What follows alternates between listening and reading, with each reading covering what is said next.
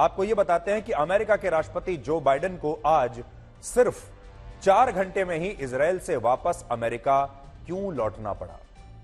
आज इजरायल के Tel Aviv शहर पहुंचने के बाद राष्ट्रपति जो बाइडेन ने इजरायल के प्रधानमंत्री बेंजामिन नेतन्याहू से मुलाकात की और यह जो मीटिंग है लगभग 1 घंटे तक चली। इस बैठक में राष्ट्रपति जो बाइडेन ने 2 बड़ी बातें कही हैं। पहली बात, हमास के खिलाफ इस युद्ध में अमेरिका पूरी तरह से इजरायल के साथ खड़ा है। और दूसरी बात, गाजा सिटी के जिस अस्पताल में कल धमाका हुआ और 500 लोग मारे गए, वो धमाका इजरायल ने नहीं किया है और अमेरिका ने इस मामले में इजरायल को क्लीन चिट दे दी है। इसके बाद राष्ट्रपति जो बाइडेन ने इजरायल के उन पीड़ित परिवारों से मुलाकात की जिनके अपनों को हमास के आतंकवादियों ने 7 अक्टूबर को बहुत बेरहमी से मार दिया था, उनकी हत्या की गई थी। उन सब से मिलने के लिए जो बाइडेन पहुंचे। दिलचस्प बात यह है कि राष्ट्रपति जो बाइडेन 9000 किलोमीटर का सफर तय करके इजरायल इसलिए आए थे क्योंकि वो इस युद्ध में इजरायल को समर्थन देने के साथ साथ अरब के मुस्लिम देशों के साथ भी एक संतुलन बनाना चाहते थे। लेकिन उन्हें सिर्फ 4 घंटे के बाद ही वापस अपने देश अमेरिका के लिए रवाना होना पड़ा क्योंकि अरब के मुस्लिम देशों ने जॉर्डन में राष्ट्रपति जो बाइडेन से मिलने से इनकार कर दिया। जॉर्डन और इजिप्ट के राष्ट्र प्रमुखों और पैलेस्टीनियन नेशनल अथॉरिटी के अध्यक्ष महमूद अब्बास राष्ट्रपति जो बाइडेन से मिलने के लिए तैयार नहीं हुए और जो बाइडेन को सिर्फ इजरायल के प्रधानमंत्री से मिलकर ही वापस अमेरिका जाना पड़ा। आज बहुत सारे लोग राष्ट्रपति जो बाइडेन की यह कहते हुए आलोचना कर रहे हैं कि जो बाइडेन गाजा सिटी के हमले में इजरायल को क्लीन चिट देने के लिए अमेरिका से इतनी दूर टेल अवीव शहर तक आए थे और जो मुस्लिम देश है वो अब इस पूरे मुद्दे पर अमेरिका जैसे बाकी पश्चिमी देशों के खिलाफ पूरी तरह से एकजुट हो गए हैं। तो यहां जियोपॉलिटिक्स में यह बात समझने वाली है कि अब दुनिया 2 हिस्सों में बट गई है।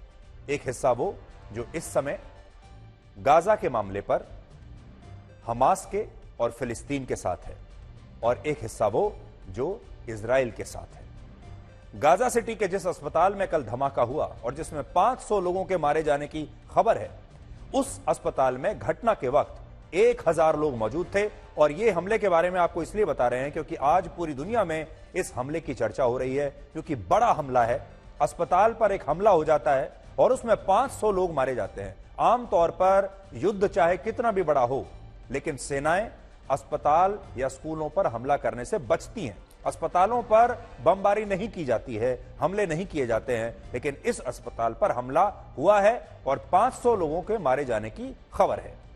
और इस समय उसमें 1000 लोग मौजूद थे और इनमें कई लोग ऐसे थे जो अस्पताल में वहां पर इलाज नहीं करा रहे थे बल्कि शरण लेने के लिए वहां पर पहुंचे थे। और पहले इसी अस्पताल में 6000 लोगों ने शरण ली हुई थी। लेकिन शनिवार को हुए एक बम धमाके के बाद 5000 लोग इस अस्पताल से चले गए और बाकी 1000 लोगों ने इस अस्पताल में ही रुकने का फैसला किया था, जिनमें कल हुए धमाके में लगभग 500 लोग मारे गए। हालांकि अभी इस घटना को लेकर इजराइल और हमास दोनों ही एक दूसरे पर आरोप लगा रहे हैं। हमास का आरोप है कि इजराइल की सेना की धमकी के बाद जब उत्तरी गाजा के लाखों लोगों ने दक्षिणी गाजा में पलायन करने से इनकार कर दिया तो उसने बौखलाहट में गाजा सिटी के इस सबसे बड़े अस्पताल पर हवाई हमले करके सैकड़ों लोगों की जान ले ली। और हमास ये बात इसलिए भी कह रहा है क्योंकि इस घटना से पहले इजराइल की सेना ने उत्तरी गाजा के 20 अस्पतालों से यह कहा था कि वहां जो भी लोग शरण लेने की मकसद से रह रहे हैं उन्हें दक्षिणी गाजा के इलाकों में जाना ही होगा। और जब ऐसा नहीं हुआ तो आरोप है कि इजराइल ने गाजा सिटी के इस अस्पताल पर एक हवाई हमला कर दिया। यह हमास का आरोप है। दूसरी तरफ इजराइल ने इन आरोपों से पूरी तरह से इनकार किया है। इजराइल की अलग थ्योरी है। उसका आरोप है कि गाजा सिटी में छिपे आतंकवादी जब इजराइल के शहरों पर हमला करने के लिए एक के बाद एक रॉकेट दाग रहे थे तब उन्हीं में से एक रॉकेट मिसफायर हुआ और यह रॉकेट मिसफायर होने के बाद गाजा सिटी के इस अस्पताल में ही गिर पड़ा, जिससे यह ब्लास्ट हुआ और 500 लोग मारे गए। यानी आतंकवादियों ने अपने ही अस्पताल में अपने ही नागरिकों को शिकार बना दिया। इजराइल डिफेंस फोर्सेस ने सबूत के तौर पर एक ऑडियो क्लिप जारी करके बताया है कि जो रॉकेट मिसफायर हुआ वो रॉकेट एक दूसरे आतंकवादी संगठन की तरफ से दागा गया था और इस आतंकवादी संगठन का नाम है पैलेस्टाइन इस्लामिक जिहाद। नाम भी आप देख लीजिए, पैलेस्टाइन इस्लामिक जिहाद। तो ये लोग आम नागरिकों को मारने को जिहाद कहते हैं और इस्लामिक तो आप देख ही रहे हैं कि क्योंकि ये धर्म के नाम पर संगठन बनाया गया है। इस आतंकवादी संगठन का रॉकेट जब मिसफायर हुआ तब हमास के आतंकवादियों ने फोन पर आपस में बातचीत करते हुए यह स्वीकार किया कि यह धमाका आतंकवादियों के अपने ही रॉकेट के फेल हो जाने की वजह से हुआ है और उनकी जो बातचीत की ऑडियो क्लिप है वो इजराइल की सेना ने रिलीज की है। بقول لك أول مرة بنشوف الصاروخ زي هيك والشظايا هذه، فبقول لك تبع الجهاد الصواريخ الجهاد الإسلامي هاي. ايه هم بقولوا تعاون الجهاد الإسلامي. انه من عندنا هذا شكله من عندنا. مين اللي بيقول هيك؟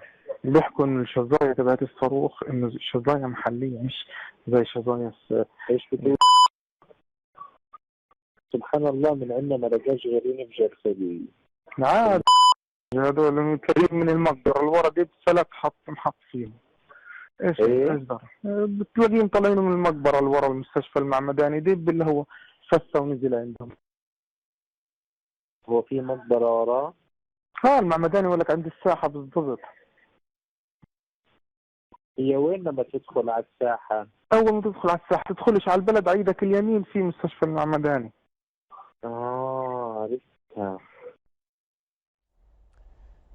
इसके अलावा इजराइल की सेना ने कुछ वीडियो भी जारी किए हैं जिनमें यह दिख रहा है कि इस घटना के दौरान आतंकवादियों ने इजराइल पर रॉकेट दागे थे, जिनमें एक रॉकेट मिसफायर होने के बाद अस्पताल पर गिर गया, जिससे यह भयानक घटना हुई है। वो वीडियो भी आप देख लीजिए।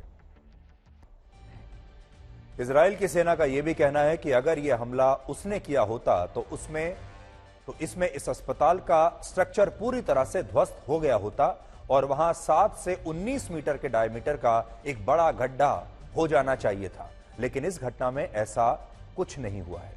इसके अलावा इस घटना में अस्पताल को सबसे ज्यादा नुकसान धमाके के बाद लगी आग से हुआ है और इजराइल की सेना का यह दावा है कि यह आग इसलिए भड़की क्योंकि जो रॉकेट मिसफायर होकर यहां ब्लास्ट हुआ उसमें फ्यूल बहुत ज्यादा था।